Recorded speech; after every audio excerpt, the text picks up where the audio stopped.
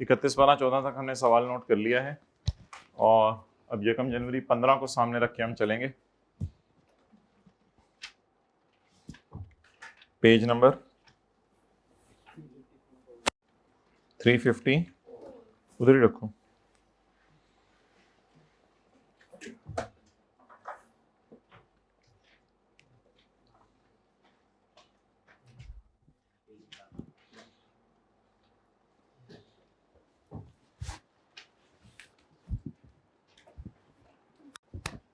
जी बताएं भाई, यकम जनवरी 15, मोबाइल छोड़ दें। यकम जनवरी 15 रिवैल्यूड अमाउंट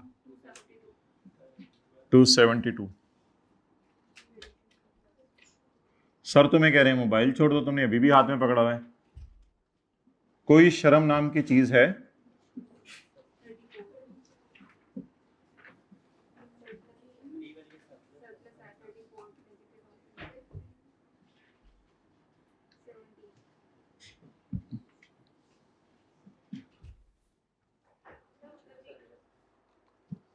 जी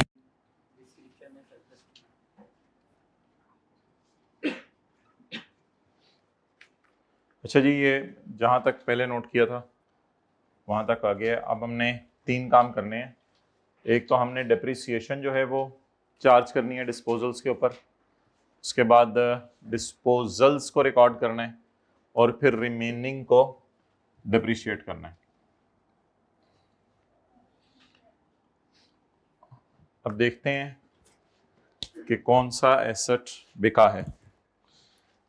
साल के मिड में one of the building was बिक गई। अच्छा, अब सवाल में लिखा हुआ है कि 4 बिल्डिंग्स उसने खरीदी हैं इन immediate vicinity at a cost of 300 total. तो मजबूरी में फिर 300, अगर 4 की है तो एक की कॉस्ट फिर उसके मुताबिक निकलेगी। सिमिलरली सारी वर्किंग्स फिर इसी तरह होंगी। अच्छा, अब ये किनकी मार्केट वैल्यू है? 4 बिल्डिंग्स की। और ये किसका सरप्लस है? 4 बिल्डिंग्स का। तो एक मैंने भी की थी वर्किंग नंबर 2। जी बिल्कुल, क्लास शुरू हो चुकी है। 4 बिल्डिंग्स की मार्केट वैल्यू ये है, तो एक बिल्डिंग की कितनी है? 68। अच्छा, आपको पता है कैलकुलेशन में आगे इसने यूज होना है और इसने यूज होना है। तो 4 बिल्डिंग्स का आज तक का सरप्लस कितना है? 17। तो एक का कितना है? 4.25। अब पिछले सवाल में उसने मुझे फेयर वैल्यू और बुक वैल्यू दी हुई थी, लेकिन इस सवाल में क्या किया? इस सवाल में असल में अलग करने की जरूरत नहीं पड़ी। अब अगर मैं बुक वैल्यू को भी 4 से डिवाइड कर दूंगा तो ये एक की बुक वैल्यू आ जाएगी। तो पिछले सवाल में गिवन थी, इसलिए इस सवाल के अंदर जो है वो मैंने खुद कैलकुलेट कर ली। तो अब मुझे बता दें, जो पिछली क्लास में हमने काम किया है, अब हम डेप्रिसिएशन निकालने लगे हैं ऑन डिस्पोजल्स 30 जून 15 को। तो 272 में से 68 डिवाइडेड बाय 17 इंटू 6/12 और 17 में से 4.25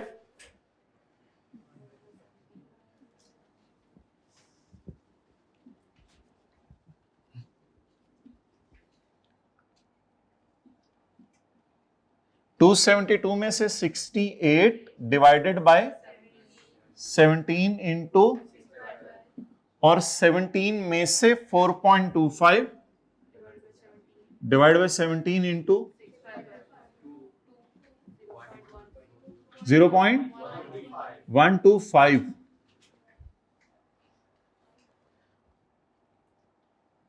तीस जून 15 disposals. What is latest market value of all buildings? What is latest market value of our building?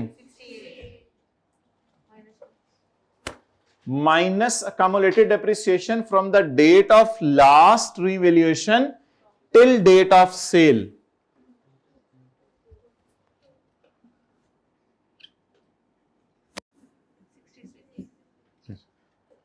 What is surplus of all buildings?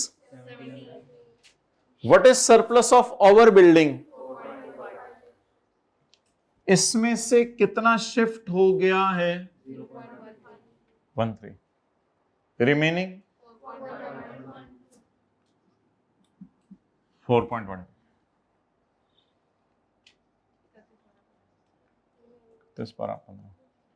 Depreciation on remaining. What is market value of all of 4 buildings? What is market value of building disposed? 272 minus 68 divided by 17. इसको 6/12 नहीं करना,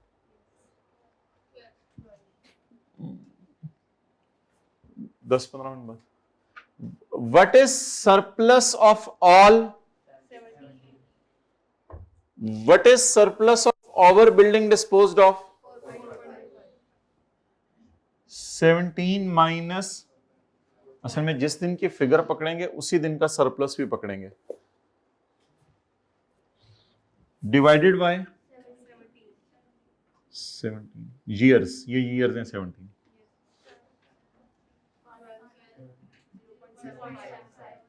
0.75. बस ठीक है. Carrying amount tax basis सवाल में जरूरत नहीं है.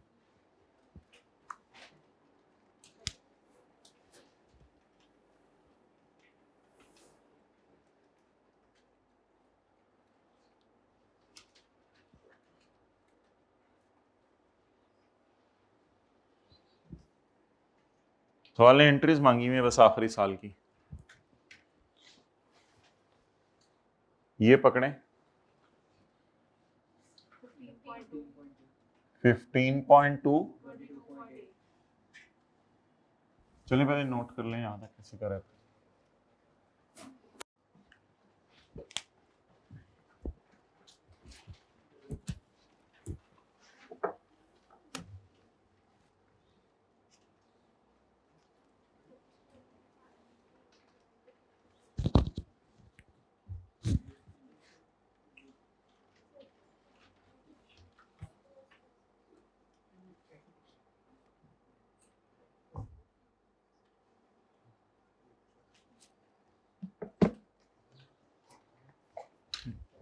क्या हुआ, किसी जगह क्लास थी? अच्छा वैसे ओके. अब सरप्लस को जी, वैसे ये हेक्टिक एक्सरसाइज है, सिर्फ हमारे साल की एंट्रीज मांगी है तो हमारे साल का भी ये कर लें तो काफी है. 15.22.8 जी 2 1.2 14.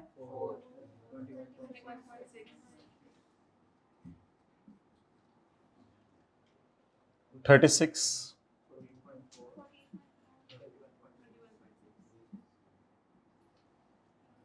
0 into 6.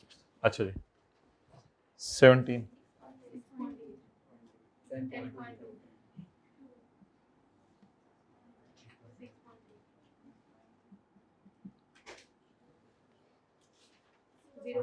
थोड़ा लंबा काम है.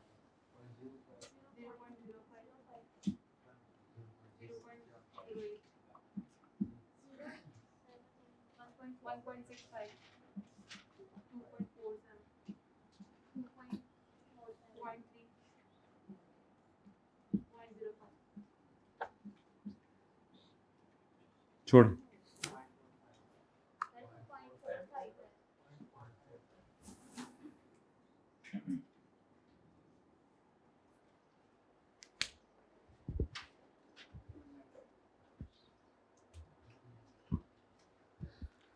एंट्रीज किस साल की करनी है?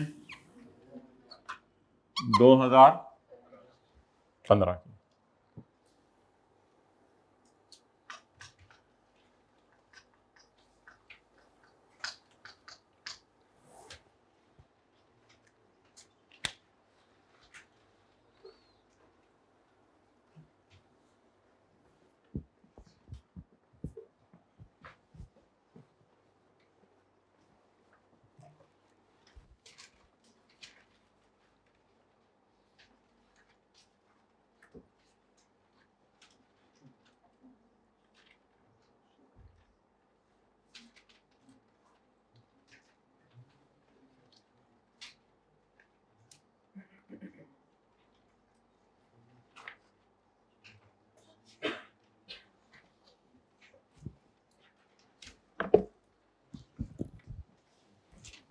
ओके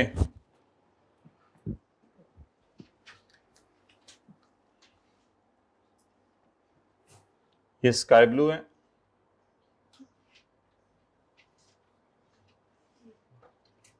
ये ग्रीन है, ये येलो है और ये ग्रीन है।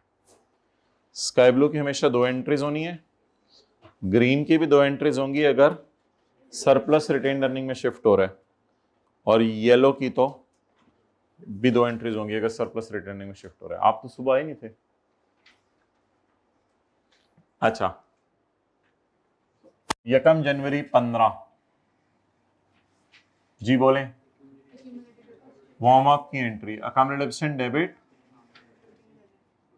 बिल्डिंग क्रेडिट, जबरदस्ती प्लांट।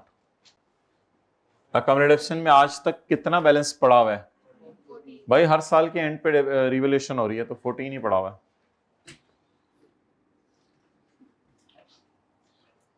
अब इस कॉलम को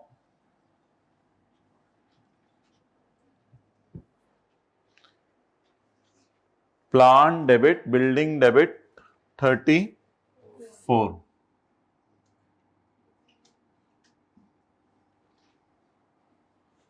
P&L क्रेडिट 17 और DTL 6.8 और सरप्लस इन OCI 10.2।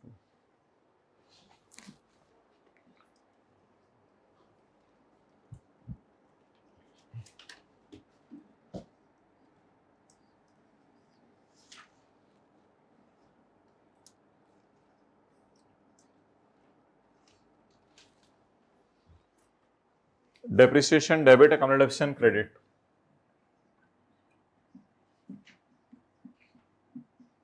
जी 2।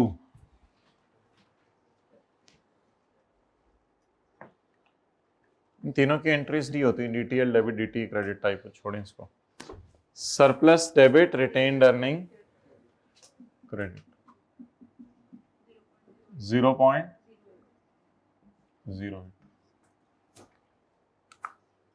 सवाल में देख लें, अगर सेल प्रोसीड की फिगर गिवन है तो फिर डिस्पोजल की एंट्री भी कर दें, फिर डिस्पोजल की एंट्री करें। खुद कर ली, करें बाकी।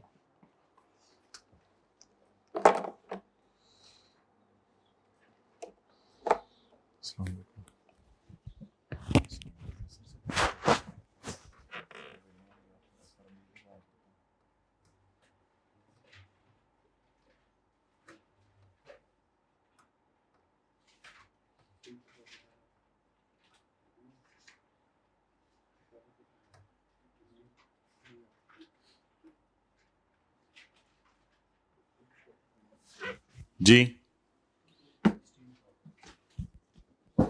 कितने का बेचे? 80 का। कॉस्ट पड़ी होगी एसेट अकाउंट में या लेटेस्ट मार्केट वैल्यू? और आज तक ये कम्युलेटेड, बेसिकली ये 66। एसेट क्रेडिट कॉस्ट या latest market value? Latest market. Accumulated depreciation हालाल दलाल ना डाला करें। 2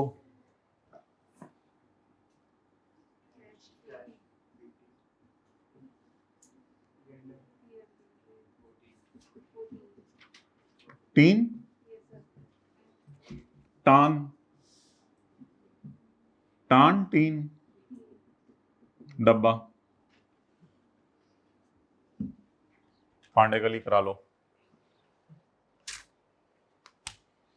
कहाँ रहे हैं ये? किस इलाके में रहे हैं ये? अच्छा जी, इसको छोड़ो करें। Surplus debit, retained earning credit. हाँ जी,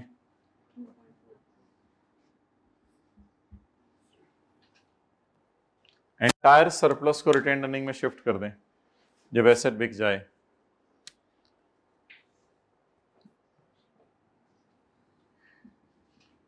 31 12 15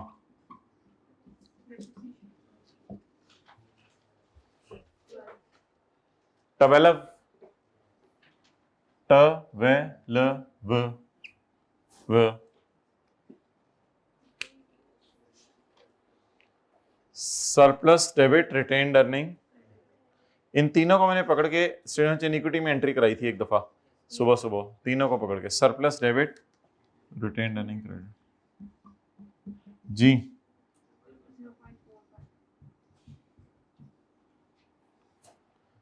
अच्छा, करंट टैक्स की एंट्री इस साल क्यों नहीं हो सकती? पीबीटी नहीं गिवन, चलो ये तो खत्म होगी बात। डेफर टैक्स डीटी वाली एंट्री क्यों नहीं हो सकती? टैक्स बेस नहीं गिवन चीजों की, तो कैरिंग अमाउंट टैक्स बेस का डिफरेंस कहां से लें? बस ये था सवाल छोटा सा आज। अब आगे चलते हैं।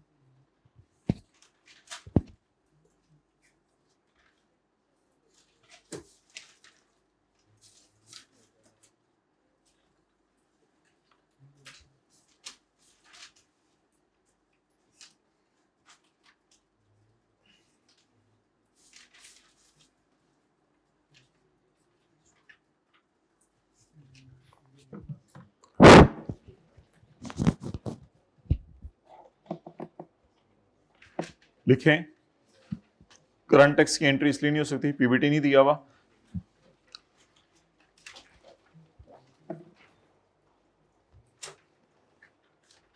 और डीटी की एंट्री इसलिए नहीं हो सकती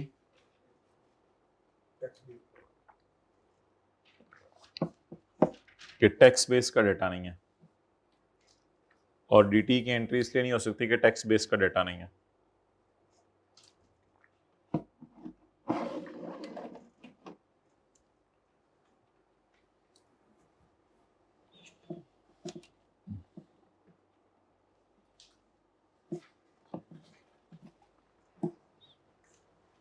वो केबल जेब में पड़ी हुई है, बच्चा बगल में ढंढोरा गांव में।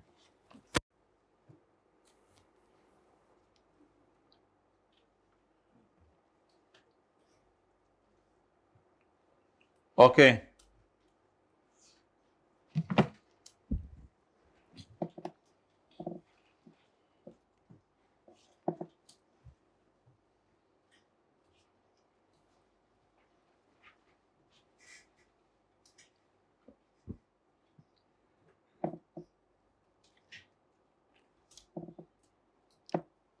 पेज नंबर 419,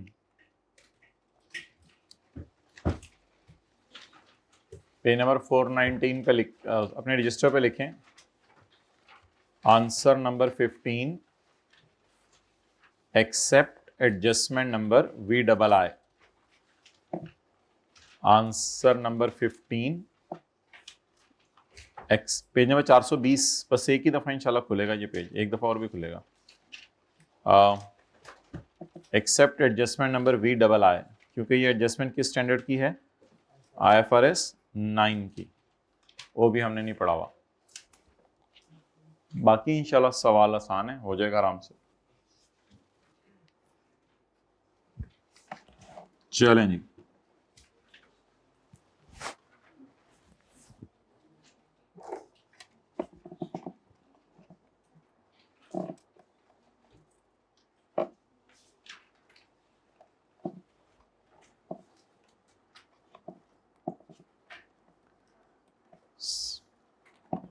एक तो आपने निकालना है रिकॉन्सिलेशन बनानी है, पहला सफ़ा उसके लिए, और दूसरा सफ़ा DTL/A 31 नंबर 21 का निकालने के लिए। तो तीसरे सफ़े से वर्किंग शुरू कर लेते हैं।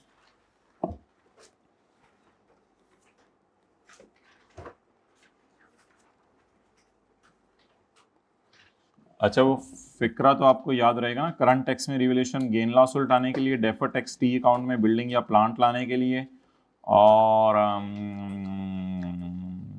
ओसीए बनाने के लिए, रिवैल्यूएशन सरप्लस लिखने के लिए स्काई ब्लू पट्टी यूज होती है, और ग्रीन और येलो पट्टी में जितना सरप्लस पड़ा होता है उस सारे को कहाँ शिफ्ट कर देना होता है, रिटेन्ड अर्निंग के अंदर। ऐसा ही है जी। PBT 130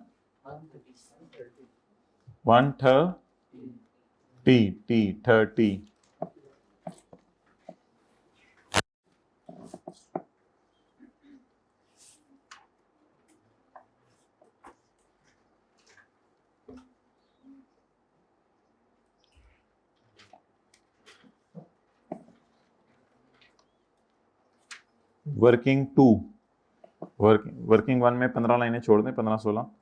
working 2, defer tax liability slash as on 31/12/20। पिछले साल का भी निकालना पड़ेगा क्योंकि वो अवेलेबल तो है सवाल में, लेकिन जरा डिफरेंट तरीके से।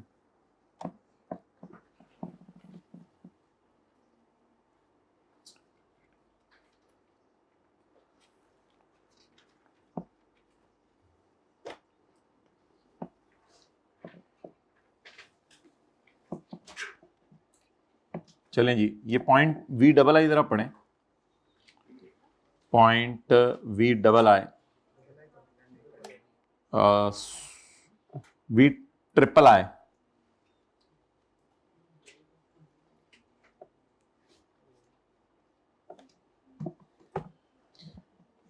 कौन सा सवाल याद आ रहा है? पास पेपर का क्वेश्चन नंबर 10 में इसी तरह की एडजस्टमेंट्स थी ना। अब देखें, हमें रिवर्स वर्किंग करके यहाँ कैरिंग अमाउंट निकालनी पड़ेगी, टैक्स बेस निकालनी पड़ेगी, और डिफरेंस। टैक्स तो निकला हुआ है ना, कैसे पता चला ये टैक्स है? कहते हैं मैंने लाइबिलिटी के लिए पॉजिटिव साइन यूज किया और एसेट के लिए, तो ये क्या है और ये। चलें जी, बड़ा एक अच्छी रिवीजन हो जाएगी आज हमारी इंशाल्लाह। तो नया कॉन्सेप्ट कोई भी नहीं है, एक छोटा सा है नया कॉन्सेप्ट, वो इस एडजस्टमेंट के अंदर है। अच्छा जी, चलें लेट स्टार्ट। रिवर्स वर्किंग करके कैरिंग अमाउंट टैक्स बेस निकाल लें जी। टैक्सेस बताएं कितने आ रहे हैं, देख लेता हूँ। नहीं अब नहीं, नहीं अब नहीं, नहीं।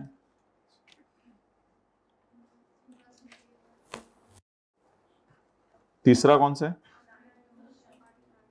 9 डेफर टैक्स एसेट।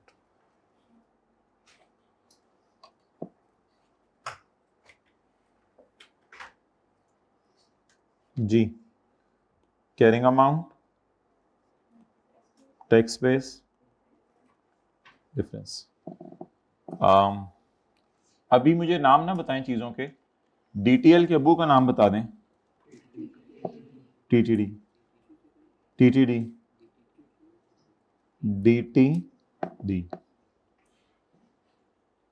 ऐसे ही है। अब इनको डिवाइड करें, 30 है, कितने % रेट है? ओहो, इनको डिवाइड करें 30 से, मल्टीप्लाई करें 100 से, कर दें आप लोग तीनों को।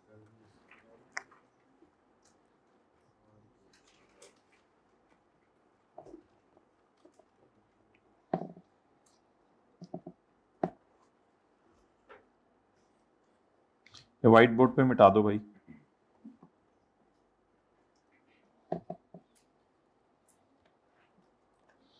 हाँ जी, कितना निकला?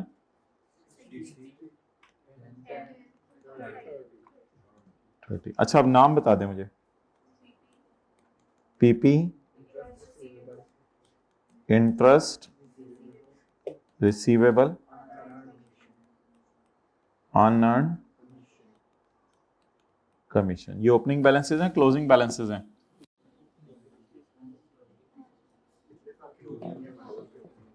पिछले साल के क्लोजिंग तो हैं ही, हमारे साल के ओपनिंग बैलेंसेस आएंगे। लेकिन ये डिफरेंस नहीं होता कैरिंग अमाउंट या टैक्स बेस, कैरिंग अमाउंट या टैक्स बेस। तो इंशाल्लाह कैरिंग अमाउंट और टैक्स बेस भी जैसे जैसे डेटा मिलेगा मैं देखता रहूंगा। अभी तो मुझे और कुछ नहीं पता चला, आपको कुछ पता चले? अगर कोई प्रोविजन वगैरह होती तो मैं आपको कह देता कि टैक्स बेस इनकी जीरो होती है। बाकी देखें इधर पीपी की कैरिंग अमाउंट टैक्स बेस तो होगी, और अगर इंटरेस्ट रिसीवेबल में एक्रूअल अकाउंटिंग यूज हो रही तो कैरिंग अमाउंट टैक्स बेस बराबर होगी, और अर्न कमीशन में अगर एक्रूअल अकाउंटिंग यूज हो रही है तो कैरिंग अमाउंट टैक्स बेस बराबर होगी। ऐसा ही है। तो अभी मुझे नहीं पता क्या है, सवाल पढ़ेंगे देखेंगे पता चलेगा। अच्छा, ये एक आप लोगों के लिए एक चीज है मैंने लास्ट क्लास में करवाई है, इसको भी जरा साथ ही फारक कर दें। अनयूज्ड टैक्स लॉसेस वर 50 मिलियन टिल 31 दिसंबर 20। अनयूज्ड टैक्स लॉसेस कितने थे? 50 मिलियन टिल 31 दिसंबर 20। हमारा साल कौन से? पिछला साल 20 में सॉर्ट ऑफ समझ लें लॉसेस थे, 20 में लॉसेस थे कितने? इस दिन तक थे, समझ लें इस साल थे, चलें जितने भी थे 50 के लॉसेस थे। अब एक फिक्रा बोलें, 31/12/20 में जो अनयूज्ड लॉस है, आगे बोलें 31/12/20 में जो बेसिकली 31/12/20 का हो या कई सालों का मिला के हो, 31/12/20 पे जो अनयूज्ड वो 20 की डेफर्ड टैक्स की वर्किंग में जाएगा, क्योंकि इसमें फ्यूचर में सेविंग एक्सपेक्टेड है। इस 50 में आपको क्या लालच नजर आ रहा है? 2020 में लॉस आ गया 50 का, इसमें क्या लालच नजर आ रहा है? 21 में टैक्स सेव होगा तो 20 के एंड पे इसका एसेट बनाए ना, और 21 में इसको कोशिश करेंगे करंट टैक्स की वर्किंग में माइनस करने की। यही सारी डिस्कशन हुई थी। ओके, तो ये 20 का लॉस समझ लें या 20 तक का लॉस समझ लें, जो ज्यादा अच्छा लफ्ज है। अनयूज्ड टैक्स लॉस 20 की डेफर्ड टैक्स की वर्किंग में जाएगा, 20 की और 21 की करंट। याद आ रहा है?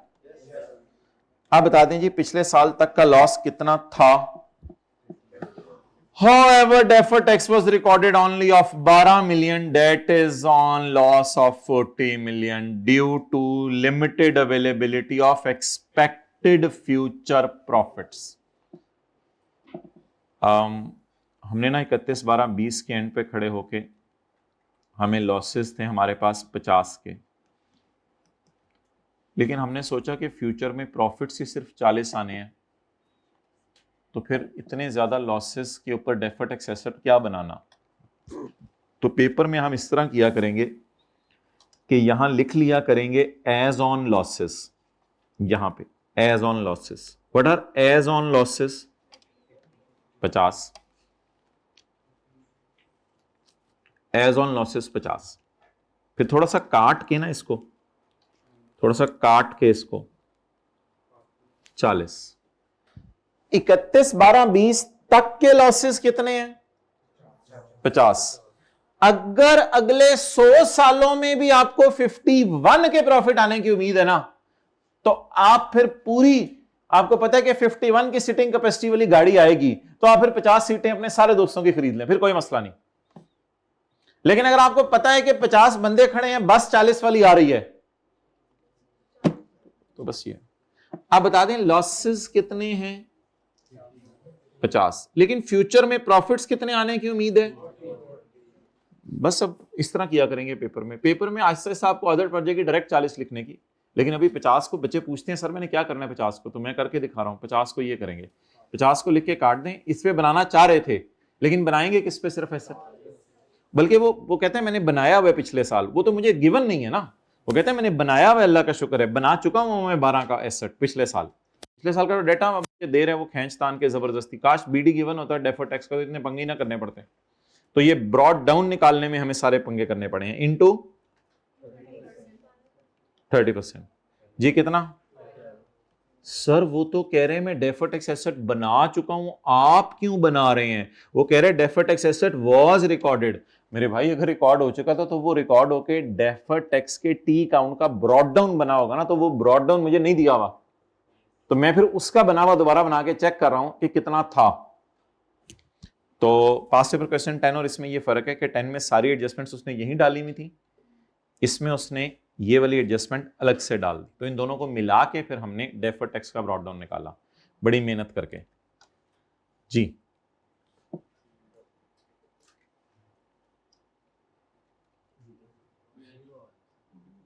हाँ जी,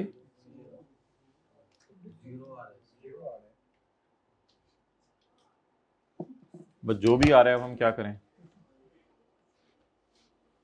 चलें जी, नोट करें यहां तक।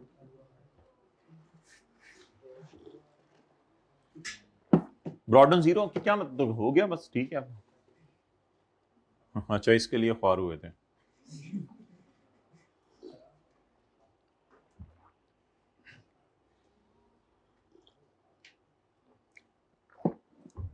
Any confusion, very very simple things.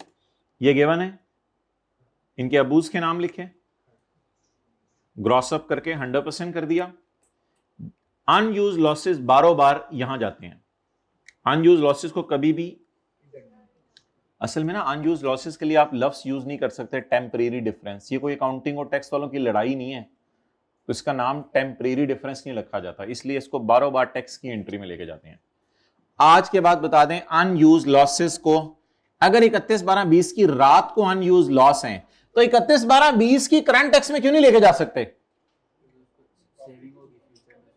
31/12/20 की रात को अगर अनयूज लॉस है तो 31/12/20 की करंट टैक्स की वर्किंग में क्यों नहीं उसको माइनस कर सकते? क्योंकि 31/12/20 में खुद लॉस है।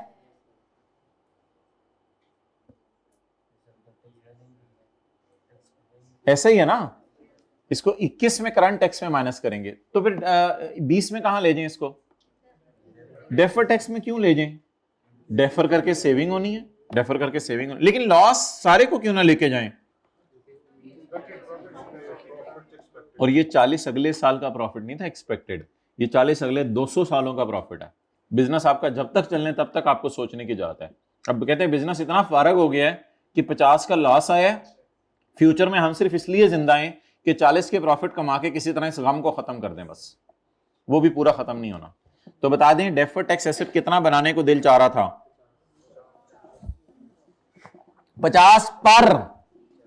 50 पर बोला करें ना, 50 पर 30% बनाने को दिल चाह रहा था, लेकिन किस पर बनाया? 40 पर बनाया। चलें जी, अब पहली एडजस्टमेंट पढ़ें, अब सवाल फारग हो गया, शुरू से शुरू कर दें।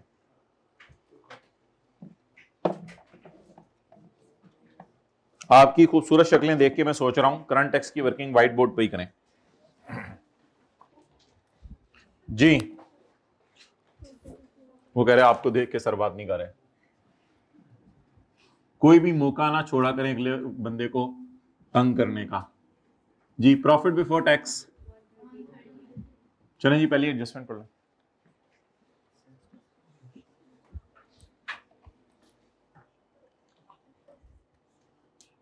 दूसरी भी पढ़ लें। चलें पहली कर दें पहले।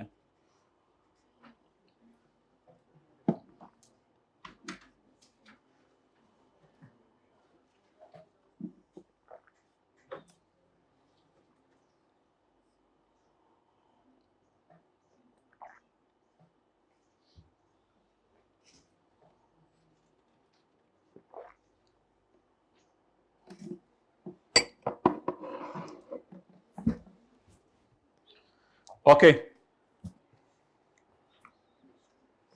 Working number 3।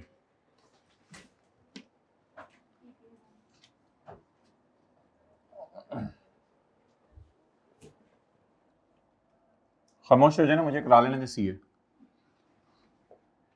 पीपी किन की नजर में? आईएफआरएस। वर्किंग नंबर 4, पीपी किन की नजर में? टैक्स वालों की नजर में। ओके,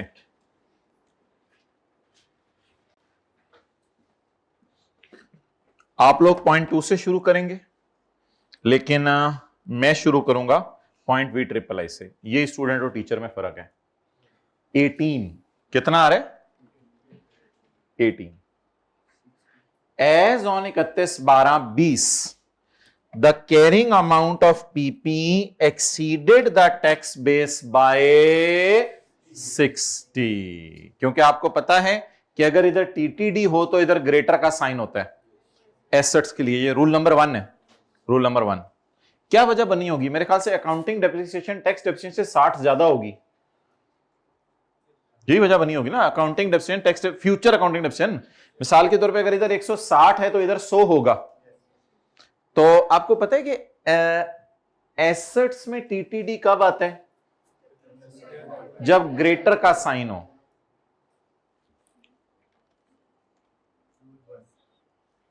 रहने दो, जिस तरह देखते हैं ना उसमें दिल ही नहीं करता फिर आगे पढ़ाने को।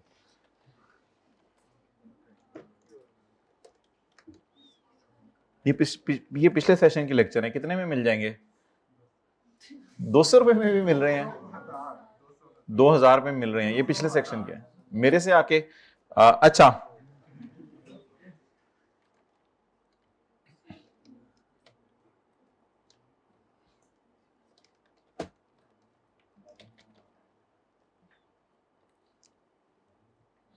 अच्छा भाई, ये 4 रूल्स जहन में रखें।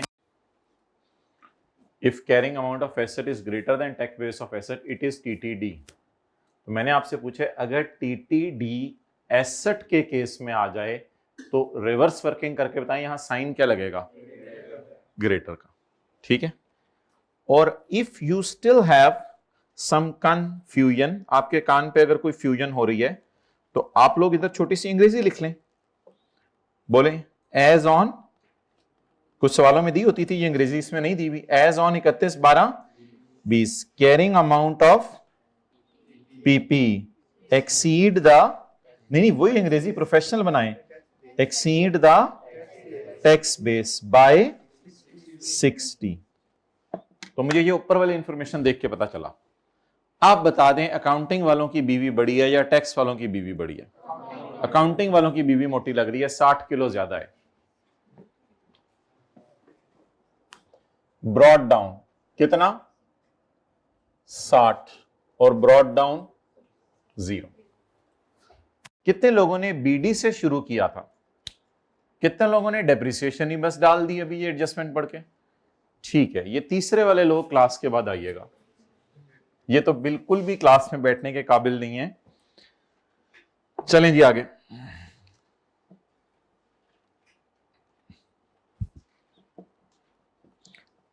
आप पढ़ें जी पहली एडजस्टमेंट। काम हमने किया था, हमने भी पास पेपर के क्वेश्चन नंबर 10 में ये काम किया था। ब्रॉड डाउन्स मिसिंग थे, मैंने कहा था इधर से निकल आएंगे। मादरत, ये किधर गया बोल रहे हैं। मेरे दिल में आ रहा है कि 1.5 दिन है तो आपको होमवर्क जो है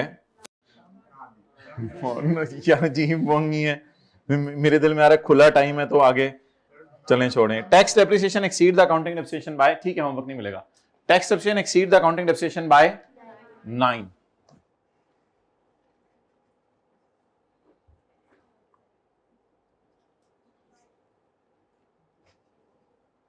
इधर भी लिख लें, करना है तो कर लेता हूं मैं। चलें मैं आपके रजिस्टर पे नोट कर लेता हूं। नहीं रहने दें, कभी हमें भी करने दिया करें। डायरी बना ले एक होमवर्क की, उस पर साइन करवा लिया करें रोजाना, रब्बू के भी साइन करवा के लाया करें। अच्छा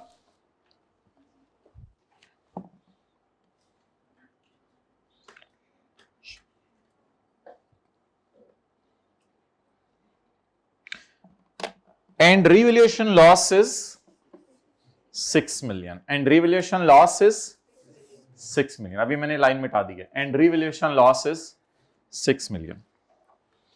सो under the tax laws no revaluation है, ये तो हमें पता है। टैक्स वाले रिवैल्यूएशन को नहीं मानते, और अकाउंटिंग वाले कह रहे हैं वर्किंग नंबर 5, डेट अल्लाह आपका भला करे, डिस्क्रिप्शन,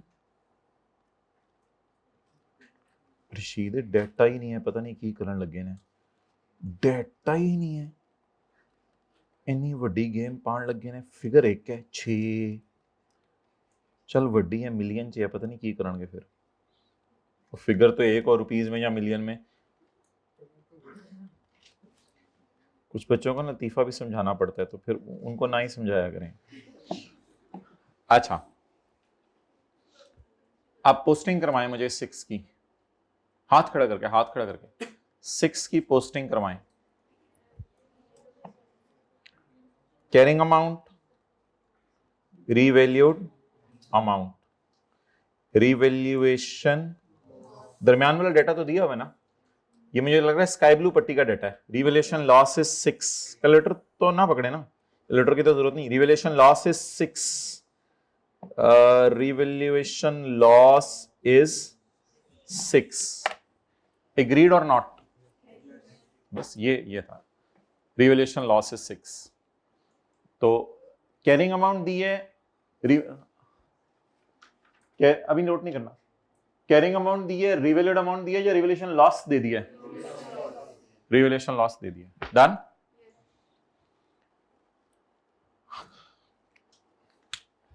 इसकी फिर हम जर्नल एंट्री करते हैं और जर्नल एंट्री करके देखते हैं क्या करना है। पीपी क्रेडिट, वार्म अप की अब एंट्री नहीं होगी, एसेट अकाउंट पहले बुक वैल्यूज पे बने हुए हैं, तो वार्म अप की एंट्रीज नहीं फिर ऐसी सूरत में किया करेंगे। Asset account already book values पे चल रहे हैं, तो फिर वार्म अप की एंट्री की कोई तुक नहीं बनती। ओके, जब एसेट अकाउंट बुक वैल्यूज पे चल रहे हो तो फिर वार्म अप की एंट्रीज की कोई तुक नहीं है। अच्छा, अब एंट्री बता दें जल्दी से स्काई ब्लू पट्टी लगाएं, स्काई ब्लू पट्टी लगाएं और एंट्री बताएं। P&L डेबिट, नहीं ये तो नहीं जाती भाई, ये तो सरप्लस वाला हिट होता है इसमें और इसमें। P&L debit asset, warm up की एंट्री क्यों नहीं की? स्काई ब्लू पट्टी की हमेशा कितनी एंट्रीज? 2, लेकिन एसेट ऑलरेडी बुक वैल्यू पे है, क्योंकि पहली लाइन में लिखा हुआ है carrying amount exceed the accounting WDV, अपनी तरफ से जो लाइन निकाली है हमने, तो वो बीवीज में फर्क है, तो वो कॉस्ट तो है ही नहीं, तो इसलिए वार्म अप वाली एंट्री नहीं। तो अल्लाह का शुक्र है सवाल में इतना डाटा दिया हुआ है कि हम ये वर्किंग कर सकते हैं। तो revaluation loss for the year is 6, entry बोले P&L debit asset credit. Current tax की वर्किंग बनाते हुए स्काई ब्लू पट्टी में आने वाला रिवैल्यूएशन लॉस का क्या करना है? करंट टैक्स की वर्किंग में अभी नहीं कुछ नहीं करना, रिवैल्यूएशन लॉस क्या करना है? तो उल्टा दें, लेकिन एसेट अकाउंट भी क्रेडिट करें ना, एसेट अकाउंट में तो डालना है 6 को, वो मैं डाल देता हूं, एसेट क्रेडिट P&L डेबिट, और रिवैल्यूएशन लॉस को उल्टा दें, ऐड बैक कर दें, कितने से? 6 से। तो ये हम करते, अगर क्या लिखा होता? रिवैल्यूएशन लॉस इज 6, फिर हम ये करते। लेकिन आज क्या करना है जरा हाथ खड़ा करके बताइएगा।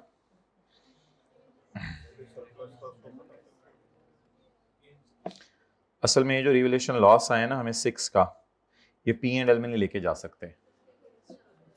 ऑलरेडी कोई इतना हैवी सरप्लस ऊपर खड़ा हुआ है कि ये उसमें से एडजस्ट करना है। लॉस तो आया है, देखें क्या होता था, अगर लॉस आता था आपको और पहले से सरप्लस पड़ा होता था तो क्या करते थे बताएं? पहले से, मिसाल के तौर पे ये देखें, एक सिनेरियो बनाता हूं, 30 का सरप्लस पड़ा हुआ है, ठीक है, और इधर मुझे लॉस आ गया मिसाल के तौर पे 12 का। अब क्या करें, जल्दी से सोच के बताएं। नहीं, पहले सरप्लस को खत्म करो, बस सरप्लस को खत्म कर दें, आगे कुछ बचा ही नहीं P&L में जाने के लिए। हो सकता है ना ऐसा? 18 क्या मतलब, वो तो नीचे आएगा 18 ना, P&L में तो कुछ नहीं जाएगा ना। कितना सरप्लस था? लॉस कितना आया? सारा लॉस सरप्लस को खत्म करने में इस्तेमाल हो गया, लॉस कोई बचा नहीं, तो P&L में कुछ नहीं जाएगा।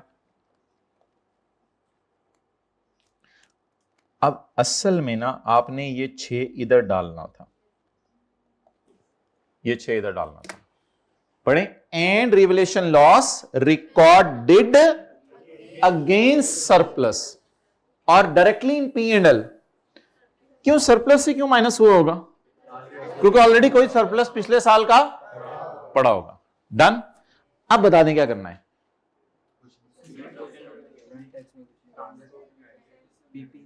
ये कोई बोला है सही, टैक्स और नेट में तकसीम करना है, ये कोई बोला है सही। रशीद ये किया हुआ है, लेकिन ये जैसे जैसे कर रहे हैं ना, लग रहा है अब कर रहे हैं। 6 इंटू, भाई अब सवाल खत्म हो गया। अब ये लैंड डाल दी मैंने, हाँ हूं समझ आ रहा है। अब हम सरप्लस को तोड़ते होते थे 2 में, यार लैंड बड़ी कमाल लाई है ना, लैन ना लांदे ना, मैनू तो पता ही नहीं लगता। आपको पता है आप क्या करते थे, ये सारा लिख के एंड पे आप क्या करते थे, इसको दोनों में ब्रेक कर देते थे यार, बस ए ना 30-70 लिख दें तो गल ही मुक जाए, फिर तो मैनू बिल्कुल ही समझ आ जाना है। हाँ जी करें जी 30-70 इसको 4 पॉइंट, ओ लाल लाइन पा दो, गल ही मुक जाए। अब एंट्री करें यार, आप तो ना देखे ना मुझे, आप तो बस आप तो हलवा मुंह में डाल रहे हैं, वो भी नहीं, मुंह भी नहीं खोल रहे हैं। एसेट एंट्री करें प्लीज, पेपर में एंट्री कीजिएगा क्योंकि कोई ना कोई गड़बड़ करनी है आपने। एसेट क्रेडिट 6 से रशीद आई के पहने हाई लेवल ते भी टेस्टिंग कर सकते हैं, यानी अंदरों अंदर शेमा दे के लुट पा सकते हैं। एसेट क्रेडिट डीटीएल डेबिट और सरप्लस इन ओसीए तो हमने बनानी कोई नहीं, बहरहाल सरप्लस इन ओसीए, ये एंट्री लिखें और इसको पोस्ट करते हैं।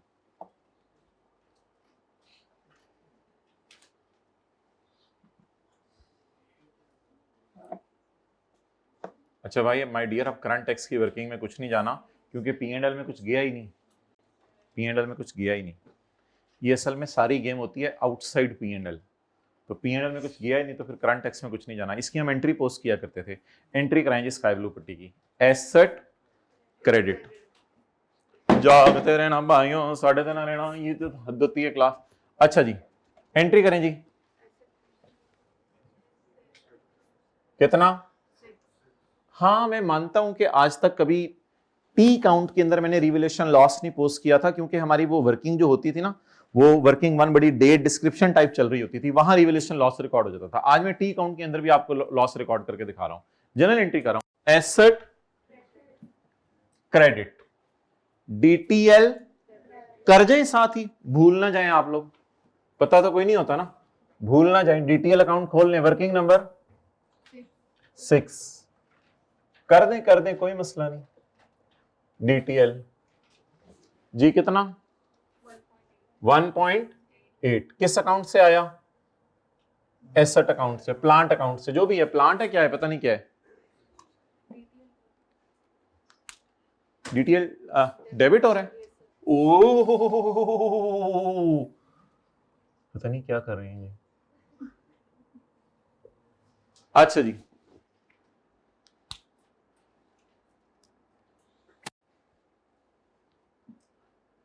अब आप इंशाल्लाह ये जो 1-2 सवाल सुबह करवाए ना, वो जाके घर में रिवाइज करेंगे तो ये एडजस्टमेंट आसान महसूस होगी, कोई मसला नहीं, इंशाल्लाह इसकी रिवीजन भी और होनी आने वाले दिनों में। अच्छा अब पूरी एडजस्टमेंट को मैं दोबारा पढ़ देता हूँ कि बस यही एडजस्टमेंट शायद इस सवाल की जान थी, बाकी 50 और 40 वाला कॉन्सेप्ट भी थोड़ा थोड़ा आपको मैंने बताया हुआ था, कल का बताया हुआ था, कल की काफी बात चल रही है 50 और 40 पे, आज जरा करके दिखा दिया। अच्छा माय डियर, अब सादा सी बात है यार, अगर तो लिखा होता रिवैल्यूएशन लॉस इज 6 तो फिर तो हम इतने बड़े हैं कि हमें पता है लॉस रिवैल्यूएशन वाला डायरेक्ट जाता होता है पी&एल में, प्रूडेंस कॉन्सेप्ट ये कहता है लॉसेस को पी&एल में डालो, तो फिर थोड़ी देर पहले मैंने जो किया था वो करते, एसेट क्रेडिट पी&एल डेबिट, और फिर स्काई ब्लू पट्टी को सामने रख के सोचते पी&एल में रिवैल्यूएशन लॉस चला गया, 6 टैक्स वाले रिवैल्यूएशन को नहीं मानते और 6 को करंट टैक्स की वर्किंग में उल्टा देते। लेकिन अभी सवाल में लिखा हुआ है कि रिवैल्यूएशन लॉस आया है 6 का, मैंने वो यहां लिखा, लॉस तो यही लिखते हैं ना, पहले देखें लफ्ज क्या लिखा हुआ है, लॉस इज 6, इसको ब्रैकेट में कर मैं ले लूं, लॉस इज 6, तो लॉस मैंने यहां डाला, फिर मैंने उससे पूछा कि लॉस को कहां लेके जाना है, तो कहते हैं एडजस्ट करो इसे सरप्लस के अगेंस्ट, तो इन द एंड तो सरप्लस के कॉलम को फिर 2 में ब्रेक करके एंट्री करते हैं। अब एंट्री कराएं, asset credit DTL debit, surplus इन ओसीआई डेबिट, तो सरप्लस इन ओसीआई ओसीआई में चला जाएगा, वो मैं बना नहीं रहा, और डीटीएल अकाउंट में मैंने डेबिट मार दिया, एसेट अकाउंट में मैंने अभी आपके सामने क्रेडिट मार दिया, तो अल्लाह का शुक्र है करंट टैक्स की वर्किंग में मैं कुछ ले जाता, अगर यहां पे कुछ पड़ा होता उसको उल्टाता मैं जरूर जाके।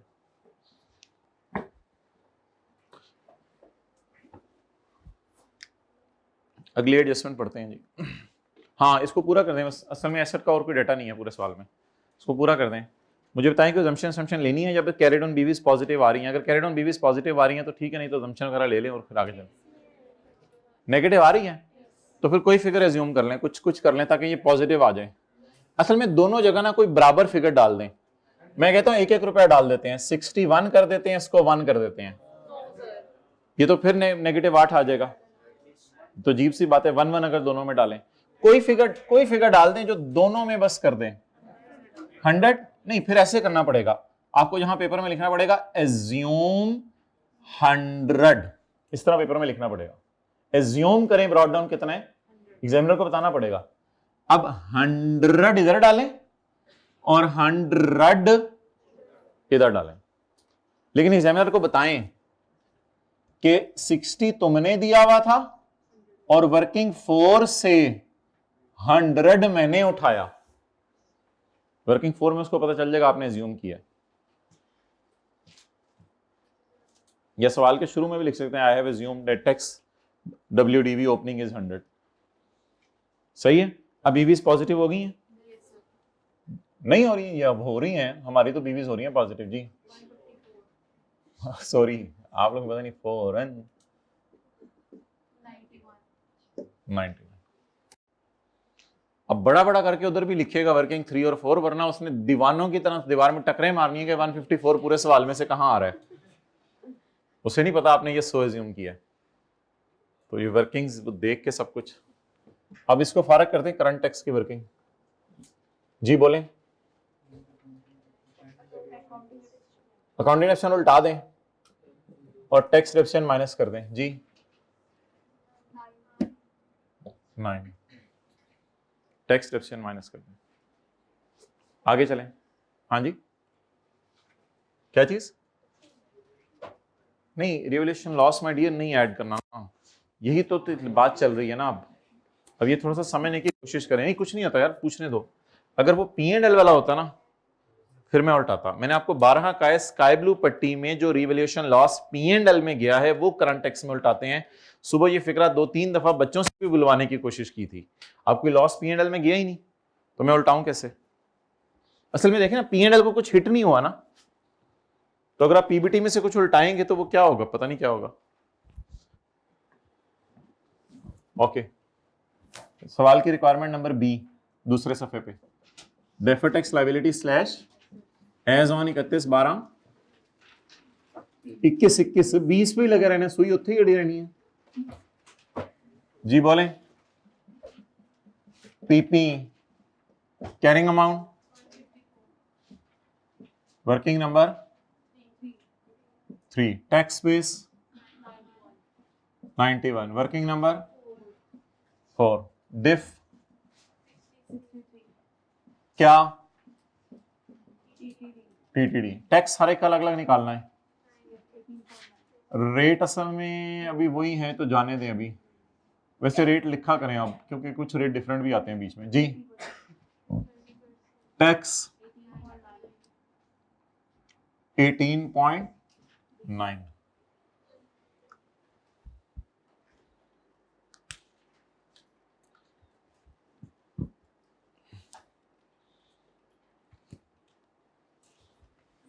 क्लियर?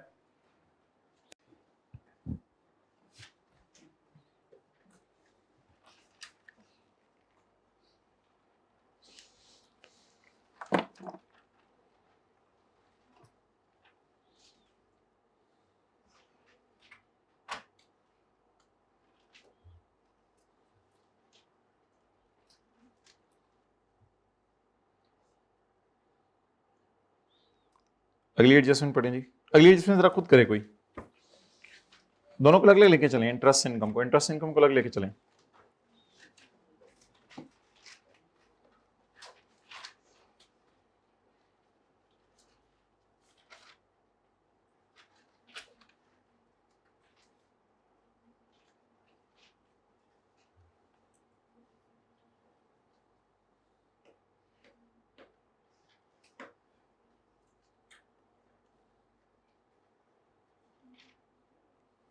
ओके, बताएं आप में और मेरे में क्या फर्क है? आप में और मेरे में क्या फर्क है? आप लोग अब ऐसा करेंगे कि नहीं, पता नहीं कौन से फर्क बता रहे हैं मुझे, आप लोग ऐसा करेंगे कि आप लोग असल में पॉइंट वी ट्रिपल आई से कुछ निकालने की कोशिश नहीं करेंगे, मैं पॉइंट वी ट्रिपल आई से ओपनिंग बैलेंसेस निकालने की कोशिश करूंगा। अच्छा, मुझे तो पहले भी तो लेके आए थे, पता नहीं इतना तो अब हो जाना चाहिए था, मैं 2 दफा डसा गया हूं मैं। शीद पड़ रहा मैनू भाई, इधर से लेके आए ना, इंटरेस्ट रिसीवेबल का ओपनिंग बैलेंस देखें, इंटरेस्ट रिसीवेबल का ओपनिंग बैलेंस सवाल से निकालें कहीं से। अकाउंटिंग कौन सी यूज हो रही है? कैश। टैक्स वाले, मतलब टैक्स वाले कौन सी अकाउंटिंग यूज करें? इसलिए हम बड़े फखर से बकरा ईद, इसलिए हम बड़े फखर से टैक्स बेस क्या लिख सकते हैं? 0। अल्हम्दुलिल्लाह, अल्हम्दुलिल्लाह ओपनिंग रिसीवेबल हमारे साल के मिल गए, हमें टी अकाउंट बनाने के लिए ओपनिंग रिसीवेबल मिल गए। हमें तो नहीं मिलते, पता नहीं आप लोगों को कहां से मिल जाते हैं। भाई ये आप लोगों को पता है कि जब भी कभी कैश अकाउंटिंग यूज होती है तो टैक्स वालों की नजर में रिसीवेबल्स एग्जिस्ट नहीं करते, ठीक है? आप बताएं कैरिंग अमाउंट क्या है? नहीं, मुझे टेस्ट में दे के इधर बिठाते इस सवाल में, फिर जरा मुझे लगता, अभी तो मुझे अच्छा। और 30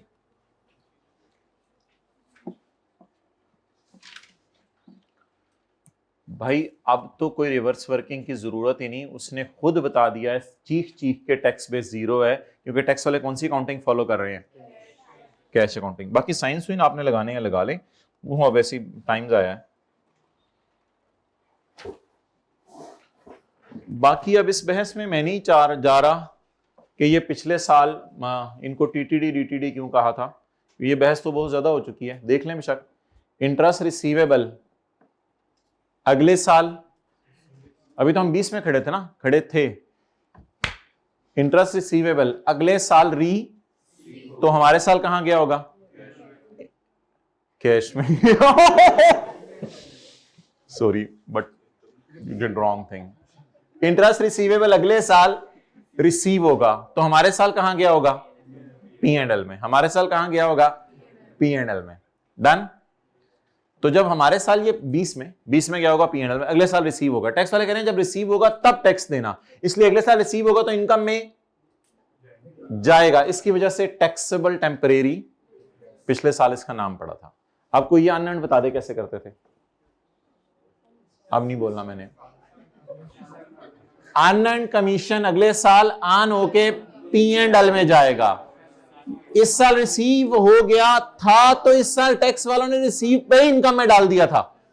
जब अगले साल हम अकाउंटिंग वाले इनकम में लेके जाएंगे तो टैक्स वाले कहेंगे यार माइनस कर लो, डिडक्ट कर लो, क्योंकि ये पहले ही जा चुका है। इसके लिए क्वेश्चन 9 कराया था आपको, उसमें ये काफी दफा बात की थी, वो अपलोड भी किया था दोबारा, वो डाउनलोड हुआ वो पड़ा है आपके घर में कहीं, डाउनलोड ही कर लिया हुआ बस। ठीक है जी, तो ये तो वैसे ही जरा पुरानी बातें हमने कर दी। तो ये हमारे एग्जैक्ट ओपनिंग रिसीवेबल्स आ गए हैं, ये पिछले साल के क्लोजिंग रिसीवेबल हैं और हमारे साल के ओपनिंग।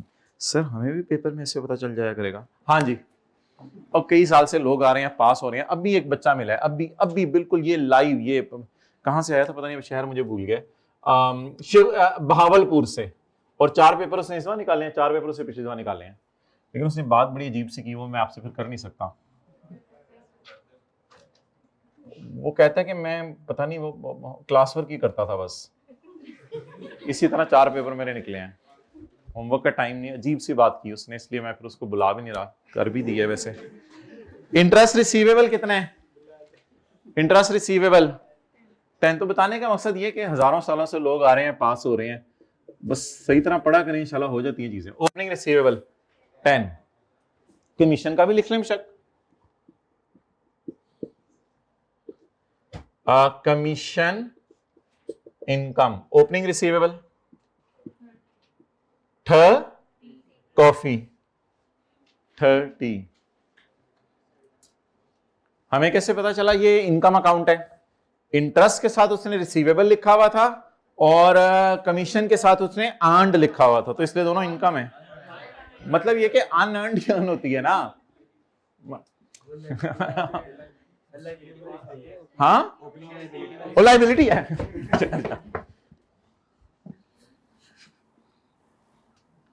हाँ जी, ओपनिंग लाइबिलिटी है जी। कितना?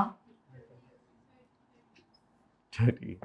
पेपर में भी कोई ऐसा बंदा साथ ले जाना जो फौरन बता दिया करे।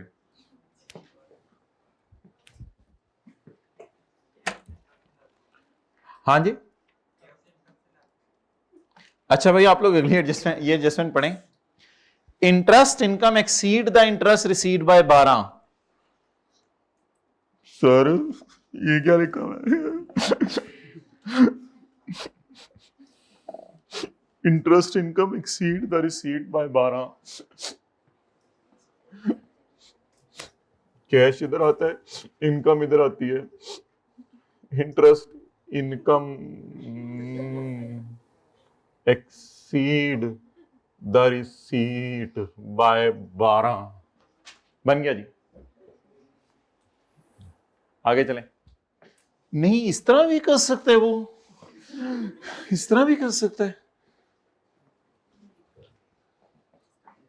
Commission receipt exceed the income by 15। Commission receipt exceed the income, receipt exceed, देखें आप लोगों का हाथ जा रहा है इधर। रिसीट एक्सीड, रिसीट तो इधर होती है ना, रिसीट एक्सीड, रिसीट एक्सीड। लोरी और सो गए आप पेपर में। 15। असल में इसने मुझे P&L और कैश की फिगर नहीं दी, दोनों का डिफरेंस दे दिया। जैसे अकाउंटिंग और टैक्सेशन का डिफरेंस देता था, तो P&L और कैश की फिगर नहीं दी, दोनों का डिफरेंस दे दिया। तो इधर कह रहा था इनकम ज्यादा है कैश से, इधर कह रहा था कैश ज्यादा है इनकम से। बस अब कैरी डाउन्स निकालें। तो how to tackle, prepare T account, reverse income record cash, reverse income record cash. ये तो करंट टैक्स में हो जाएगा। However in deferred tax working, carrying amount will appear and tax base will be 0। Balancing निकालना है, balancing तो निकालना है ना, अकाउंट तो पूरा करना है। 22 45 क्लियर। तो थोड़ा सा उसने डिफरेंट अंग्रेजी थोड़ी सी हल्की सी डिफरेंट यूज की थी। चलें जी, how to tackle prepare P account in if tax authorities are using cash accounting, so it is the scenario of सबर, reverse income, reverse income and record cash. वो है नहीं। If the tax authorities are using cash accounting, reverse income, इसमें पता है ना किस side पे कैश और इनकम आती है। इनकम इस साइड पे आती है, P&L जिसे हम कहते हैं, और कैश इधर आता है। रिवर्स इनकम एंड रिकॉर्ड, असल में टैक्स वाले कह रहे हैं जितना मिला उसे इनकम में डाल दो ना, इसलिए हम 15 को इनकम में डाल दें। कमीशन रिसीव्ड, पूरा लिखे, रिसीवेबल ना घर में समझ लें। 15। However in deferred tax working, carrying amount will appear, वो तो जा चुकी है ओपनिंग में, क्लोजिंग में रह जाए, टैक्स बेस विल बी 0। जी बोलें। रहने दे ऑन नहीं, ऑन नहीं, हाँ जान दे डियर। 45, वो भी गलती दसी 40।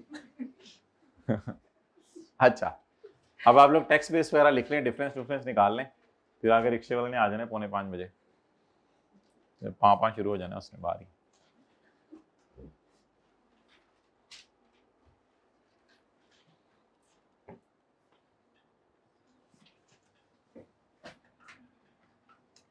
टैक्स बेस क्यों 0 है? इस सवाल से कम हमारी एक ये लर्निंग हुई कि जब कभी डेफर्ड टैक्स नीचे दिया हो ना इस तरह, या कहीं भी ऊपर सवाल में दिया हो, अच्छा हमारी दफा नीचे अगली दफा ऊपर आ जाने, तो जब कभी डेफर्ड टैक्स नीचे अलग से दिया हो तो उससे रिवर्स वर्किंग करके ओपनिंग्स खींचतान के निकाला करने हैं। तो ये ओपनिंग्स हमें कैसे पता चले? क्योंकि कैश अकाउंटिंग थी। अगर कैश अकाउंटिंग थी तो अच्छा, अगर एक्रूअल अकाउंटिंग होती ना, और सानू कैश ते समझ लैंड दो। अगर एक्रूअल अकाउंटिंग होती तो ये जीरो होने थे, ये जीरो होने थे, क्योंकि फिर कैरिंग अमाउंट और टैक्स बेस क्या होती है, बराबर होती है। तो फिर वो डेटा कुछ पता नहीं किस तरह दे, वो जीरो होने थे बस, फिर वो डिफरेंसेस होते ही ना। अच्छा जी, अब सोच लें रिसीवेबल, ये वाला रिसीवेबल अगले साल रिसीव होगा तो टैक्स देना पड़ेगा, इसलिए इसका नाम टैक्सेबल टेम्परेरी डिफरेंस। ये अनअर्न्ड, चुप, इस साल नहीं, अगले साल बोलो पहले, ये अनअर्न्ड अगले साल अर्न होके P&L में जाएगा, तो इस साल कहां चला गया, तो कैश में फिर टैक्स वालों ने टैक्स मांग लिया, और जब अगले साल इनकम में जाएगा तो टैक्स वाले कहेंगे चलो उल्टा दो, डिडक्टेबल इन फ्यूचर। अपना फ्यूचर करंट सही कर लो, गड़बड़ लग रही है तो नहीं। हाँ 45 लेक्चर नंबर 9, वो क्वेश्चन नंबर 9 का लेक्चर ले लें, लेक्चर नंबर ही बता दें, अब तो किसी को जाके लेना ही पड़ेगा।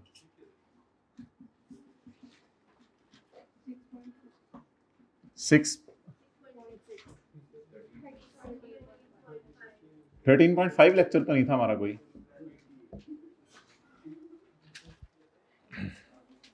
हाँ जी, लेक्चर 46, 46वें दिन, जिस दिन आप तैयार होके आए थे पीले रंग के कपड़े पहन के, उस दिन ये था।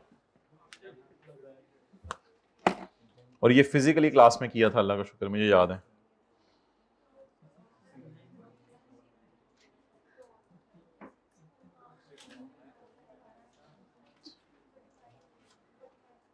ओके,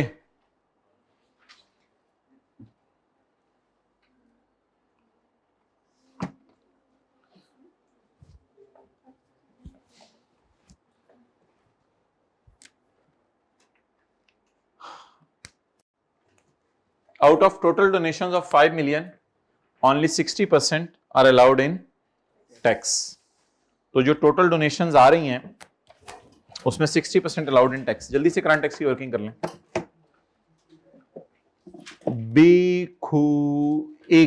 इसको करंट टैक्स की वर्किंग में पा दें, पा दिया।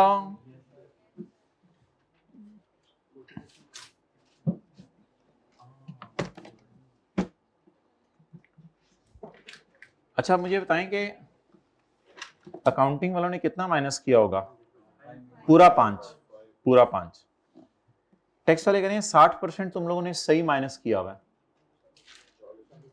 60% तो तुम लोगों ने सही माइनस किया हुआ है। वो अकाउंटिंग वालों ने तो डोनेशन एक्सपेंस एंट्री की होगी, donation expense debit cash credit, तो अकाउंटिंग वालों ने तो डोनेशन को एक्सपेंस में डाल दिया। इसलिए मैं कहता हूं टैक्स का नॉलेज अप्लाई ना किया करें। टैक्स की क्लास में तो हमने बिल्कुल ही कुछ और पढ़ा था। टैक्स की क्लास में हमने पढ़ा था कि डोनेशन तो खर्चा ही नहीं है बिजनेस का, ये तो इस पे तो टैक्स क्रेडिट मिलते हैं। लेकिन वो जो भूल टैक्स में जो पढ़ा उसको भूल जाए। मुझे बताएं डोनेशन के बारे में वो क्या कह रहे हैं, डोनेशन खर्चा है आपके बिजनेस का, लेकिन कितनी डोनेशन माइनस करने दूंगा? अच्छा हमने 100% कर ली हुई है, वो कितनी माइनस करने दे रहा है? तो मुझे बताएं इस वर्किंग में नॉट अलाउड जाती होती है ना, करंट टैक्स की वर्किंग में, तो कितनी नॉट अलाउड है? या ऐसे भी कर सकते थे जो आप लोग साथ वाले को कह रहे हैं कि पूरा 5 उल्टा के 60% माइनस कर देते हैं। लेकिन वो फिर उसने आपको तंग करना था नोट बनाते हुए। अभी आप जो काम करेंगे वो नोट बनाते हुए तंग नहीं करेगा। तो मुझे लॉजिक पे चले ना, मुझे बता दें अकाउंटिंग वालों ने खर्चा कितना रिकॉर्ड किया है? 5, जो कि पूरा 100% है। टैक्स वाले कह रहे हैं इसमें से 60% तो हम भी माइनस करने दे रहे हैं। तो नॉट अलाउड कितना है? बस नॉट अलाउड बेहतर है उल्टा दें, ऐसा ही है। चैरिटी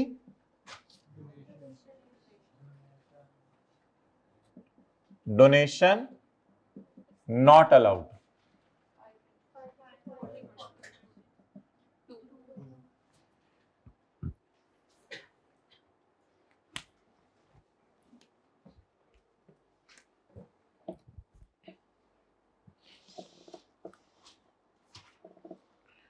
ये 2 एडजस्टमेंट्स हैं जो आसान सी हैं, काफी अर्सा पहले की पड़ी हुई हैं।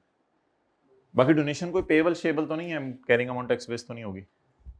Development cost of 25 million incurred in our साल, हमारा साल है, हैज बीन एक्सपेंस्ड आउट। क्यों? आईएस 38 आपने पढ़ा हुआ है, क्यों एक्सपेंस में डाल दिया?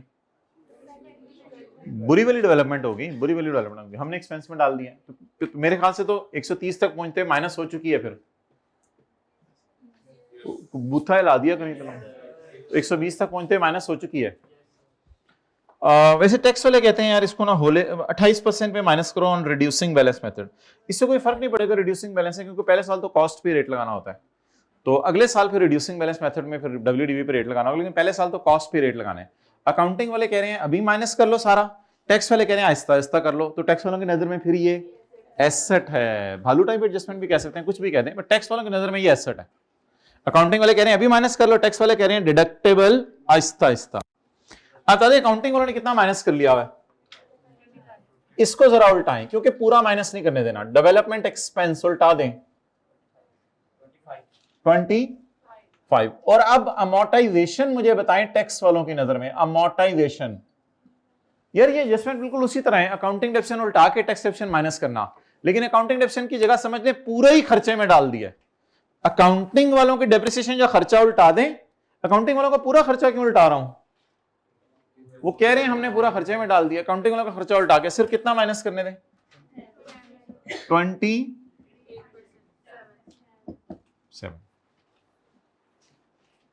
उधर ले जाए कैरिंग अमाउंट एक्सेलेंट जीरो। कौन बोला है, बिल्कुल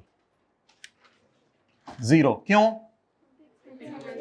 सर, हमने बहुत क्लासें पढ़ी हुई IAS 38 की, कभी भी आप डेवलपमेंट एक्सपेंस को बैलेंस शीट में नहीं लेके गए थे।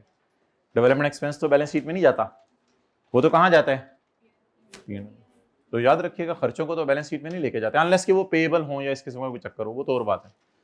तो डेवलपमेंट याद है, बुरी वाली डेवलपमेंट P&L में जाती थी, बैलेंस शीट में नहीं जाती थी, तो कैरिंग अमाउंट जीरो आ गई बुरी वाली डेवलपमेंट की। लेकिन टैक्स वालों की नजर में ये डेवलपमेंट क्या है, इंटेंजिबल एसेट है।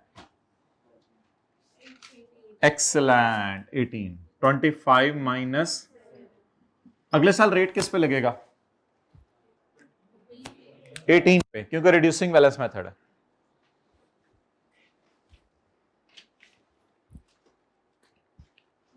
अच्छा भाई, फ्यूचर में अकाउंटिंग वालों ने कितना माइनस करना है, और फ्यूचर में टैक्स वालों ने, तो deductible in future, defer tax asset.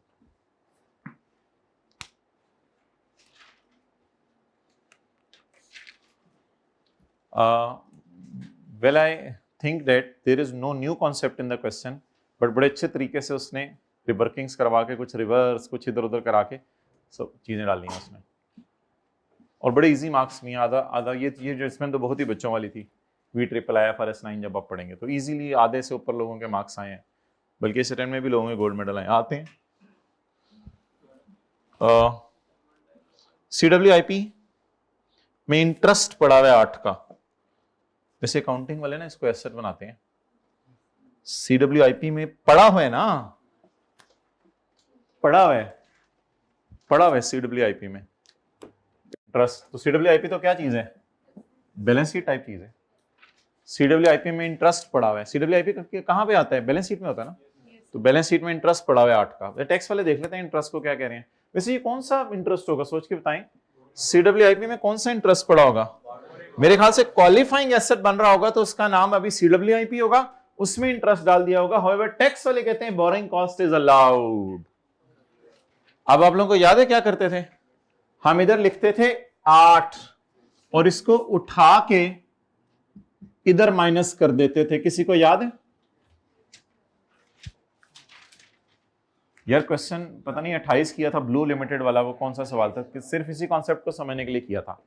चलें, और नहीं भी याद आ रहा तो लॉजिक पे चलें। FR1 की क्लास में CWIP में इंटरेस्ट पड़ा होता था, लेकिन FR1 की क्लास में CWIP की टोटल फिगर गिवन होती थी जिसमें बिल्डिंग की कॉस्ट भी आ रही होती थी, लेकिन FR2 में वो तंग करने के लिए खाली इंटरेस्ट दे देता है। तो इंटरेस्ट की कॉस्ट बोलें कितनी है, और वो CWIP में पड़ी है, तो खुदा के लिए निकालिएगा ना, पड़ी रहने दें। टैक्स वाले कह रहे हैं उसको खर्चे में डाल लो, तो फिर नहीं, फिर इधर नहीं, फिर इधर बैलेंस शीट में ना डालें, फिर इधर बैलेंस शीट में ना डालें, फिर हाँ, टैक्स वाले कह रहे हैं इसको खर्चे में डाल लो, अकाउंटिंग वाले कह रहे हैं नहीं बैलेंस शीट में पड़ा रहने दो।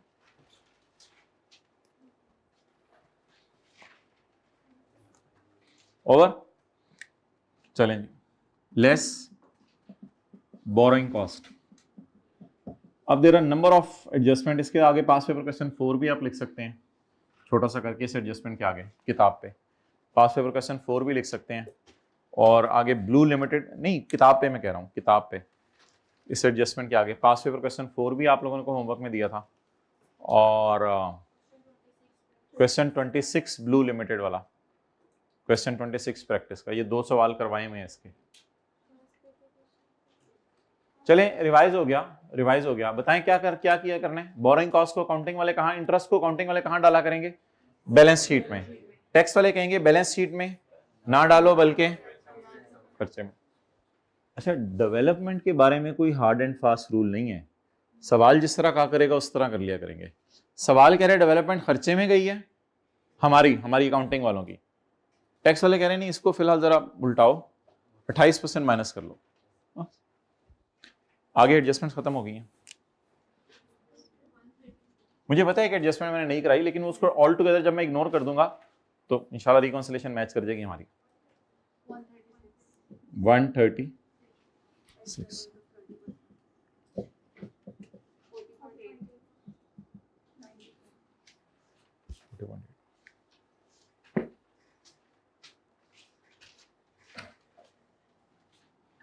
इसका कुछ बता दें, ये टीटीडी या डीटीडी। जब भी कभी ये CWIP बिल्डिंग में कन्वर्ट होगा, पता नहीं बिल्डिंग है क्या है, जो भी चीज है, जब भी कभी एसेट में कन्वर्ट होगा CWIP तो डेप्रिशिएट होगा, तो अकाउंटिंग वाले फ्यूचर में 8 रुपए डेप्रिशिएट करेंगे, तो अकाउंटिंग डेप्शन उल्टानी पड़ेगी, तो फिर टैक्सेबल टेम्परेरी डिफरेंस। जी बोलें, 2.4 डेफर टैक्स एसेट।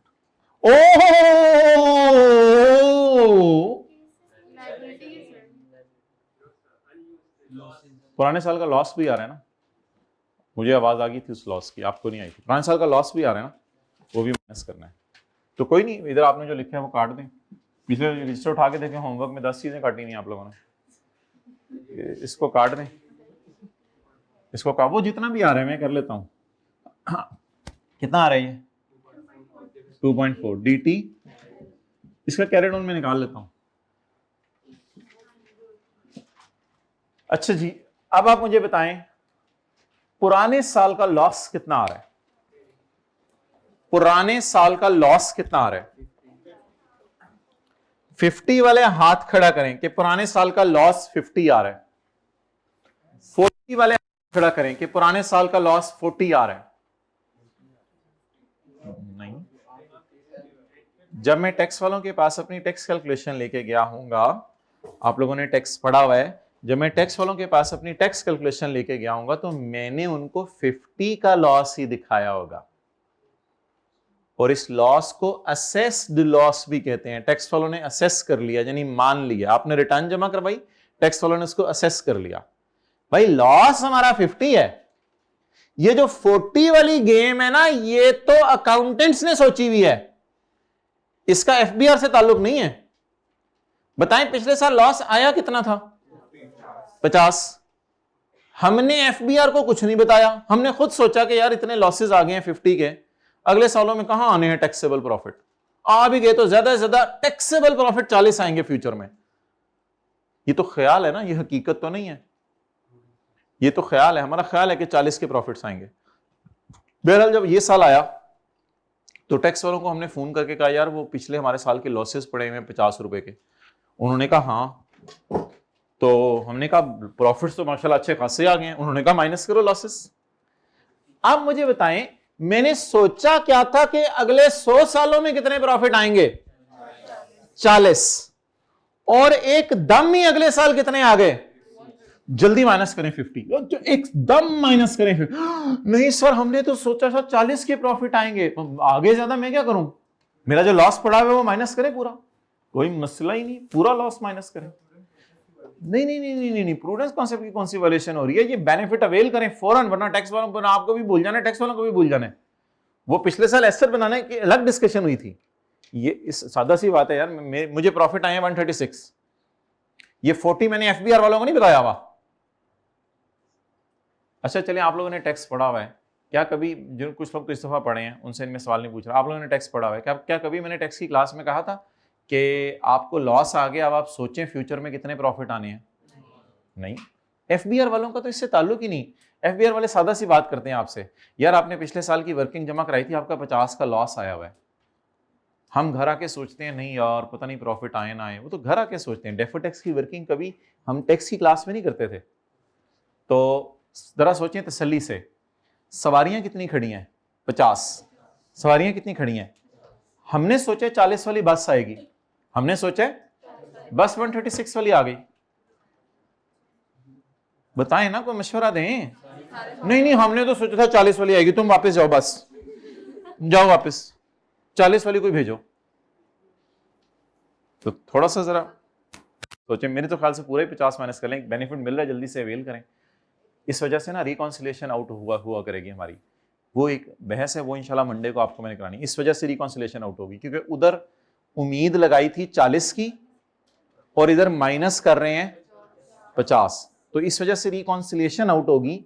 लेकिन वो बहस इंशाल्लाह मंडे को फ्रेश माइंड के साथ करनी है। वो बहस मैं नहीं अभी छेड़ना चाह रहा क्योंकि आज की क्लास में मैं कोई नया कॉन्सेप्ट नहीं देना चाहता था, सिवाय इसके कि वो जो पिछले साल 50 था उसकी जगह काट के मैंने क्या लिख दिया 40। लेकिन अब हम अपने कॉन्सेप्ट पे वापस आ गए हैं कि 50 सवारियां थी, 40 की बस आने की उम्मीद थी। अल्लाह का शुक्र है बस कितनी आ गई?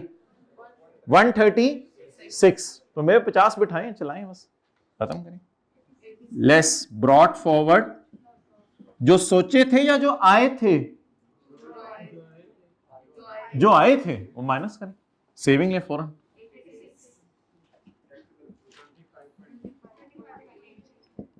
$25.8 at the rate of 30%।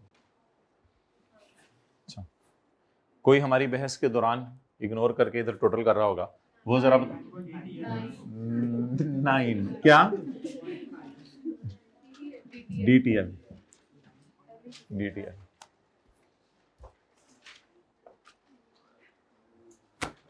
भाई ब्रॉड डाउन 0 है, बड़ी मेहनत से निकाला था ब्रॉड डाउन। अभी वर्किंग नंबर पता नहीं कौन सी वर्किंग नंबर, नहीं वो रिक्वायरमेंट नहीं थी, वर्किंग नंबर 2 में, 2 से निकाला था, नहीं 2 में निकाला था। अच्छा, अब आप मुझे बता दें कैरी डाउन कितना है? 9 जी। मेरे ख्याल से ये सवाल काफी आज के लिए 9, लेकिन अच्छा सवाल था। Working number, requirement number B, DT निकाल दें बैलेंस से 10 पॉइंट।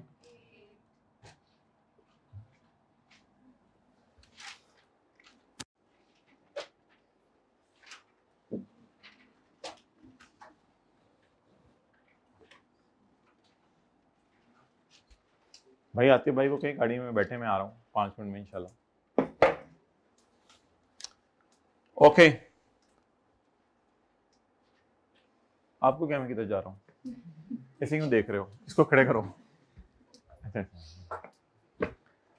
पूछ लेना यार, क्लास के बाद आके पूछ लेना। हम क्या नोट बनाएंगे? नोट CTE कितने गई? C 25.8। कर लें रिक्शे वाले को फोन, जल्दी आ जाओ, बर्गर मार्केट खड़ा हुआ, उसे बुलाएं। 25.8। अगर आपने बुला भी लिया तो हम रिकॉन्सिलेशन को फंसा देंगे। DT की एंट्री बोलें, deferred tax expense debit, deferred tax liability credit. 36.6 जी। रिकॉन्सिलेशन टीचर भी लाइलग होते हैं। PBT 130। अभी किसी ने टैक्स रेट भी बता देने, नोट कर लें नोट।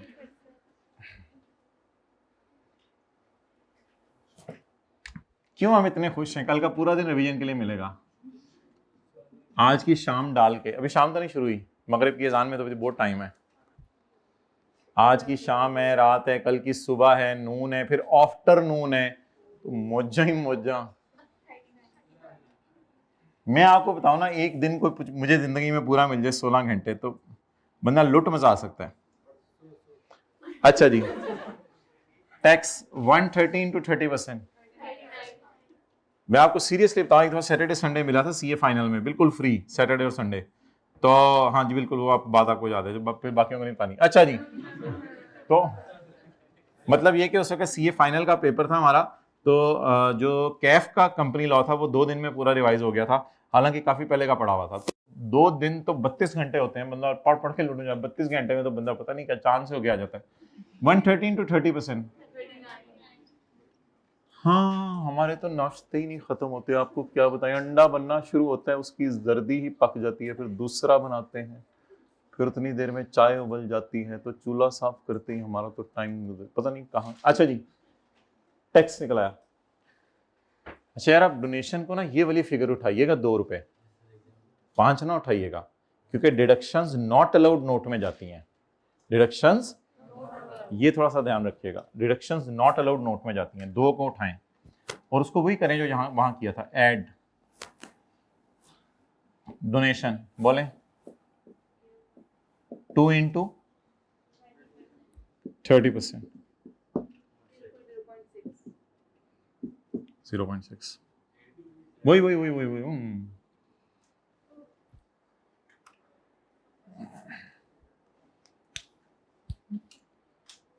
दी और कोई चीज? और चपेड़, ये डेप्रिसिएशन का रेट है, वो कह रहा है ये 30 है, ये 252%। खुदा के लिए, ये डेप्रिसिएशन का रेट है, वो टैक्स रेट नहीं है, टैक्स रेट नहीं है। अच्छा जी, आप बताएं भाई, अभी देखें टैली नहीं करा, कितना आ रहा है? 39 पॉइंट, और वो कितने? 6.6। अच्छा जी, एक चीज है इंशाल्लाह जो अब कल मैंने आपको बतानी है, अभी नोट कर लें। समझ आ गई? ठीक है, नहीं भी समझ आई कोई मसला नहीं। असल में पिछले साल आपने सोचा था कि मुझे 40 ज़रब 30%, क्लास के बाद किसी ने पूछा 40 क्या था?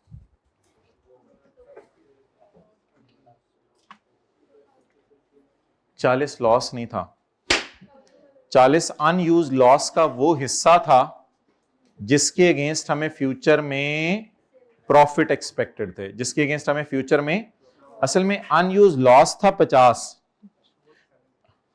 अनयूज लॉस था 50, और हमें उम्मीद थी कि फ्यूचर में कितने प्रॉफिट आ जाएंगे, इसलिए हमने अनयूज लॉस 50 को इग्नोर करके खाली 40 के ऊपर डेफर्ड टैक्स एसेट क्रिएट कर लिया। लेकिन हुआ क्या, अगले साल यूज कितना किया? 50। अगले साल यूज कितना किया?